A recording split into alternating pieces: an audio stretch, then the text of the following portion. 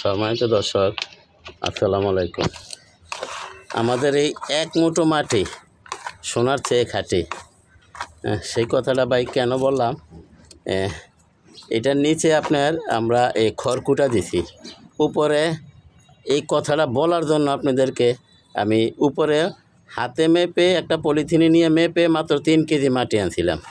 এই 3 কেজি মাটি আমরা এখানে মিক্স দিছি, সামান্য কিছু কাঠের ভুসি মিক্স দিয়ে। আর নিচে কিন্তু আমাদের এই যে কোরবানের গরুর এই যে খড়কুটা এখনও আছে, এই যে যদি আপনারা এই যে দেখেন, এই যে এগুলি কিন্তু খড়কুটা। এই যে তো এই মাটিটার এত গুণ, আমাদের এক মুঠো মাটি সোনার চেয়ে খাঁটি, তার উদ্দেশ্য, কথাটা বলার উদ্দেশ্য, এটার থেকে আমি অলরেডি 2বার মূলা শাক উঠে খাইছি। আপনারা যারা কন্টিনিউ আমার ভিডিও দেখেন আপনারা জানেন। তো এখন বলছিলাম যে এই 3 কেজি মাটি আমি এবার রাসায়নিক পদ্ধতিতে এটা প্রস্তুত করব। তো কীভাবে আমরা প্রস্তুত করব আসুন আমরা একটু দেখি। দর্শক, সর্বপ্রথম দিলাম আমরা এখানে 1 বছরের আগের পুরাতন গোবর, 1 মুঠো পুরাতন গোবর আমরা এখানে দিলাম। আপনারা ধৈর্য সহকারে আমার ভিডিওটা দেখেন। দর্শক, 4 চামচে 2 চামচে আমি এখানে সরষের খোল, মানে আমরা যেটা খল্লি বলি, এটা দিলাম। দেখেন আমরা কিভাবে মিক্স করি। দর্শক, এই যে আমরা 1 চামচ নিম খোল দিলাম।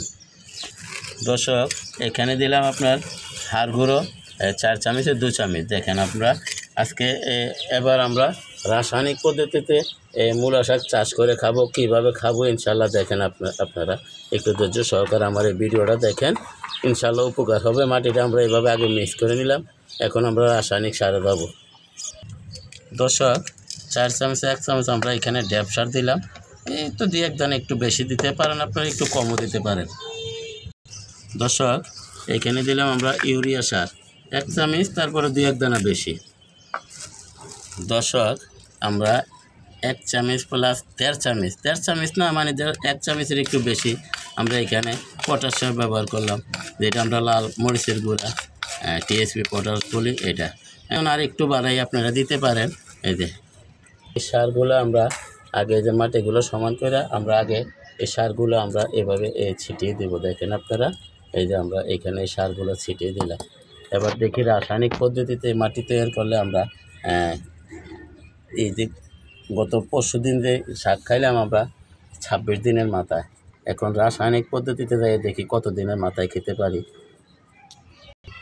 দর্শক, 1 মুঠো বার্মি কম্পোস্ট আমরা এখানে ব্যবহার করলাম, আপনারা একটু দেখেন। দর্শক, 1 মুঠো চাপাতি পচা সার আমরা এখানে ব্যবহার করলাম। এখন আমরা এই যে মাটিটা মিক্স করব, আমরা ভালোভাবে মিক্স করে নিতে হবে। আজকে আর বিচি রোপণ করব না, ইনশাআল্লাহ বিচি রোপণ করলে তো আপনারা ভিডিও পাবেন। আমরা এইভাবে ঠিক 1 থেকে 2 দিন বা 3 দিন রেখে দিব, তারপর আমরা এখানে হয়তো মূলার বিচি রোপণ করব। আমরা এবার দেখি নার্সারির মতো কিভাবে আমরা চাষ করা যায়, এইভাবে একটু আগানোর চেষ্টা করি। আমরা তো এতদিন আমরা ন্যাচারালে পইরা ছিলাম, শুধু জৈব সারে পইরা ছিলাম। তরকারি খোসা, সবজির খোসা, ভাতের মাছ, ডিমের খোসা, কলার খোসা, এগুলি নিয়ে পইরা ছিলাম। এবার একটু রাসায়নিকের দিকে যাই, দেখি আমরা কি হয়। তো দয়া করে আমার চ্যানেলটা সাবস্ক্রাইব করেন এবং বেল আইকনটা বাজাই দেন, আমি যাতে এই ধরনের ভিডিওগুলো ছাড়ার সাথে সাথে আপনাদের সাথে পৌঁছে যায়, আপনারাও দেখতে পারেন, শিখতে পারেন, জানতে পারেন। তো এইখানে কিন্তু মাটিটা আমরা সার দেওয়ার পরে মাটিটা কিন্তু ভালোভাবে মিক্স করে নিতে হবে। আপনারা যদি একটু ভালোভাবে দেখেন আমি কীভাবে মিক্স করে নিতেছি, হাত দিয়ে নেড়ে নেড়ে নেড়ে নেড়ে আমরা ঠিক হাত দিয়ে নেড়ে ছেড়ে ভালোভাবে মিক্স করে নিলাম। আমরা যে রাসায়নিক সারগুলো দিলাম ওইগুলি তো আপনার বিষ, আমরা গাছে বেশি পড়লেও গাছ মারা যায়। তো আমরা এই জন্য আমরা যে পরিমাণ সার দিলাম দিয়া আমরা ঠিক এইভাবে আবার 2 দিন রোদে রাখবো। তার আগে বলে রাখি, আমরা কিন্তু শাক উঠানোর পরে এই মাটিগুলো লেড়ে ছেড়ে আগে আমরা 2 দিন মাটিতে রোদে শুকাই নিয়েছি। এই মাটিগুলো 2 দিন আমরা রোদে শুকাই নিয়েছি। শুকানোর পরে আজকে আমরা সার ব্যবহার করছি, তার 2 দিন পরে আবার সবজির বীজ এখানে রোপণ করবো। আর আপনারা এইভাবে সবজির মাটি তৈরি করে যেই কোনো সবজি চাষ করতে পারবেন, ইনশাল্লাহ হবে। তবে আপনারা শুধু সার দিয়ে সাথে সাথে গাছ রোপণ করবেন না। আমরা যারা ছাদ বাগানি আছি, আমাদের উদ্দেশ্যে আমরা আমরা ছাদ বাগানের উদ্দেশ্যে আমরা এই কথাগুলো বলা।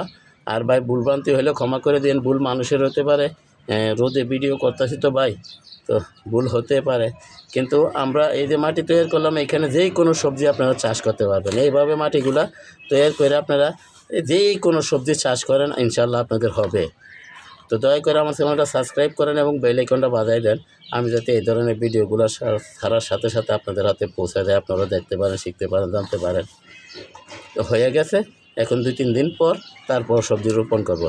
তো সবাইকে ধন্যবাদ জানিয়ে আজকের মতো এখানে রাখি। আসসালামু আলাইকুম ওয়া রাহমাতুল্লাহি ওয়া বারাকাতুহু।